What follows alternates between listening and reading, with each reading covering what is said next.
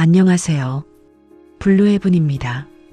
오늘은 시간의 흐름 속에서도 결코 잊을 수 없는 사랑, 그리고 그 사랑에 숨겨진 진실을 찾아가는 한 여성의 이야기를 들려드리려 합니다. 주인공은 올해 60세가 된 박은영 씨입니다. 그녀는 20년 전 남편 강태준과 이혼한 후 홀로 딸을 키우며 살아왔습니다. 남편의 갑작스러운 이혼 통보에 깊은 상처를 입었지만 딸 하나만을 보며 억척스럽게 살아왔죠. 지금은 작은 반찬 가게를 운영하며 평온한 노년을 보내고 있습니다. 그런 그녀에게 어느 날 한 남자가 찾아옵니다. 남자는 바로 이혼 후 소식이 끊겼던 전 남편 강태준이었습니다. 그는 20년 전에 훤칠했던 모습은 온데간데였고 백발이 성성한 노인이 되어 있었습니다. 태준은 은영에게 무릎 꿇고 사죄하며 말합니다. 은영아, 정말 미안해. 내가 잘못했어. 다시 돌아와줘. 은영은 분노와 혼란에 휩싸였습니다. 20년 만에 나타나 미안하다는 말 한마디로 모든 것을 없던 일로 하자는 태준이 너무나 뻔뻔하게 느껴졌죠. 그녀는 태준을 매몰차게 외면하려 했지만 텅 빈 그의 눈을 보며 묘한 연민을 느꼈습니다. 도대체 왜 돌아온 걸까? 20년 동안 어디서 뭘 하고 지낸 걸까? 그녀는 태준의 속마음이 궁금해졌습니다. 이야기가 흥미로우셨다면 잠시 멈춰주시고 영상 아래에 있는 구독 버튼과 좋아요를 눌러주세요.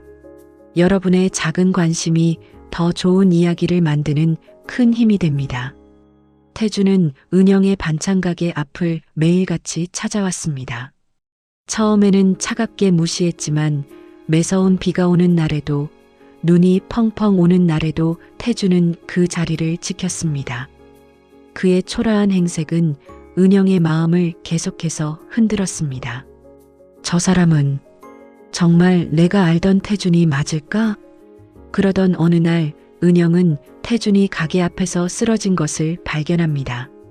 놀란 은영은 그를 부축해 병원으로 옮겼고 담당 의사에게서 충격적인 이야기를 듣게 됩니다. 환자분은 뇌종양으로 시한부 판정을 받으셨습니다. 이미 손 쓸 수 없는 상태입니다. 은영은 하늘이 무너지는 것 같았습니다. 20년 만에 나타난 전 남편이 죽음을 앞두고 있었다니. 태준이 왜 그렇게 자신에게 매달렸는지 그 이유를 조금이나마 짐작할 수 있게 되었습니다. 은영은 태준을 자신의 집으로 데려와 간병을 시작했습니다. 태준은 고통 속에서도 은영의 손을 놓지 않았습니다. 은영아, 난 단 하루라도 너와 함께했던 시간을 후회하지 않아. 그의 진심에 은영은 20년간 쌓아왔던 미움이 눈 녹듯 사라지는 것을 느꼈습니다. 그녀는 태준에게 따뜻한 죽을 먹여주고 그의 손을 꼭 잡고 밤을 지새웠습니다. 그러던 어느 날 은영은 태준의 주머니에서 낡은 사진 한 장을 발견합니다. 사진 속에는 20년 전에 풋풋했던 은영과 태준, 그리고 어린 딸의 모습이 담겨 있었습니다. 그런데 사진 뒷면에는 알 수 없는 숫자와 기호가 빼곡히 적혀 있었습니다. 이게 뭘까? 은영은 미심쩍은 마음에 사진을 돌려보지만 특별한 단서를 찾을 수 없었죠. 며칠 후 은영은 딸이 다니는 병원에 갔다가 충격적인 소식을 듣습니다. 담당 의사는 그녀에게 따님은 오래전에 돌아가신 태준 씨의 유산을 물려받았습니다라고 말합니다. 은영은 깜짝 놀라 되묻습니다. 우리 딸이요? 무슨 유산이요? 그리고 태준 씨라뇨? 그 사람 살아있어요. 의사는 잠시 당황하더니 죄송합니다. 제가 다른 환자분과 착각했나 봅니다. 라고 말하며 서둘러 자리를 피했습니다. 은영은 의사의 이상한 태도에 의심을 품게 됩니다. 태준이 죽었다고? 무슨 유산을 남겼다고 하는 거지? 은영은 그날 이후 태준을 계속해서 추궁했습니다. 당신 도대체 누구야? 20년 전에 왜 날 떠났어? 그리고 왜 죽었다고 소문이 난 거야? 하지만 태주는 아무 말도 하지 않았습니다. 그저 의미심장한 눈빛으로 은영을 바라볼 뿐이었죠. 은영은 혼자 힘으로 태준의 과거를 파헤치기 시작합니다. 그녀는 20년 전 태준의 사업 파트너였던 이 씨를 찾아갑니다. 이 씨는 은영에게 태준이가 떠난 건 모두 널 위한 일이었어라고 말합니다. 그는 태준이 은영을 떠난 충격적인 이유를 털어놓았습니다. 20년 전 태준의 사업이 부도 위기에 처했을 때 사채업자들이 태준의 가족을 노리기 시작했던 것입니다. 태준은 사랑하는 은영과 딸을 지키기 위해 자신이 죽은 것처럼 위장하고 해외로 도피했던 것입니다.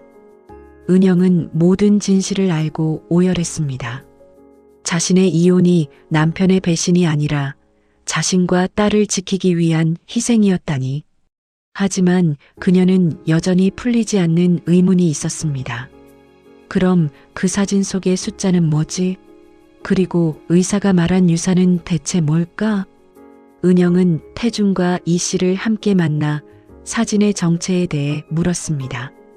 이 씨는 사진 속의 숫자들이 태준이 빼돌린 비자금의 계좌번호와 비밀번호라고 말합니다.